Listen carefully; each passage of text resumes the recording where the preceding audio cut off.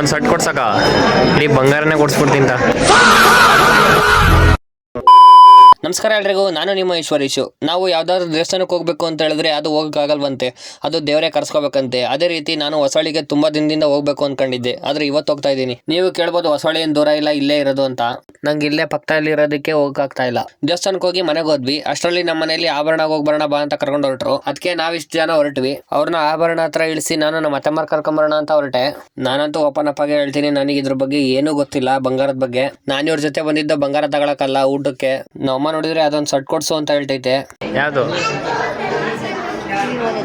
ಅದಕ್ಕೆ ಹೇಳ್ಬಿಟ್ಟಿನಿ, ಈಗಂತರೂ ಆಗಲ್ಲ, ಮುಂದಂತರೂ ಅದು ಫುಲ್ ಸೆಟ್ಟೆ ಕೊಡಿಸ್ತೀನಿ ಅಂತ ಹೇಳಿದೀನಿ. ಎತ್ಲ ನೋಡಿದ್ರೆ ಒಂದು ಗ್ರಾಮ್ ಇಲ್ಲ, ಇಷ್ಟೊಂದು ರೇಟ್ ಹೇಳ್ತಾರೆ ಇವರೆಲ್ಲ. ಮತ್ತೆ ಬೆಳ್ಳಿ ತಗೋಬೇಕು ಅಂತ ಹೇಳಿದ್ರು, ಅದಕ್ಕೆ ಮೇಲ್ಗಡೆ ಬಂದ್ವಿ. ನಾನ್ ಥಿಂಕ್ ಮಾಡಿದ್ದಂಗೆ ಬೆಳ್ಳಿ ಚೀಪ್ ಇರುತ್ತೆ ಅನ್ಕೊಂಡೆ. ಇದ್ ನೋಡಿದ್ರೆ ಸಿಕ್ಕಾಪಟ್ಟೆ ಕಾಸ್ಟ್ಲಿ ಇತ್ತು. ನಾನು ಬಂದಿದ್ದೆ ಇಲ್ಲಿ ಊಟಕ್ಕೆ, ಟೈಮ್ ನೋಡಿದ್ರೆ 3:30 ಆಗಿತ್ತೆ. ಇವಾಗ ಹೋಟ್ಲಿಗೆ ಕರ್ಕೊಂಡು ಹೋಗ್ತವ್ರೆ. ನಾನು ಫುಲ್ ಜೋಶಲ್ಲಿ ಮೆನ್ಯೂ ಅಲ್ಲಿ ಇರೋ ಅಂತ ಐಟಮ್ಸ್ ನ ಹೇಳ್ದೆ. ಇವ್ರು ನೋಡಿದ್ರೆ ಗ್ಯಾಸ್ ಹಬೋದಿಂದ ಅದೆಲ್ಲ ಇಲ್ಲ ಅಂತ ಹೇಳಿದ್ರು. ಅದಕ್ಕೆ ಅವ್ರು ಹೇಳಿದ್ದೆ ಊಟ ಮಾಡ್ತಾ ಇದೀವಿ. ನಾನು ಯಾವಾಗ ಜಾಸ್ತಿ ಆಸೆ ಇಟ್ಕೊಂತೀನೋ ಅವಾಗೆಲ್ಲ ಈ ತರನೇ ಆಗಿರೋದು. ಊಟ ಎಲ್ಲ ಮಾಡ್ಕೊಂಡು ಮತ್ತೆ ಆಭರಣಕ್ಕೆ ಬಂದ್ವಿ. ಆಮೇಲೆ ನಮ್ ಚಿಕ್ಕಪ್ಪ ಉಂಗುರ ಕರ್ಸಕ್ ಕೊಟ್ರು. ಅಲ್ಲಿಂದ ಮತ್ತೆ ಬಿಲ್ಲೆಲ್ಲ ಮಾಡಿ ಸೀದಾ ನಮ್ಮ ಅತ್ತೆಮಾರ್ ಮನೆ ಕಡೆ ಹೊರಟ್ವಿ. ಅಲ್ಲಿಂದ ಗಾಂಧಿ ಬಜಾರಿಗೆ ಹೋದ್ವಿ, ಸ್ವಲ್ಪ ಕೆಲಸ ಇತ್ತು ಅಂತ. ಕೆಲಸ ಮುಗಿಸ್ಕೊಂಡು ಸೀದಾ ನಮ್ಮ ದೊಡ್ಡವರ ಮನೆಗೆ ಹೋಗಿ ಊಟ ಮಾಡ್ಕೊಂಡು ಮನೆ ಕಡೆ ಹೊರಟ್ವಿ. ಇದಾಗಿತ್ತು ಇವತ್ತಿನ ದಿನಚರಿ.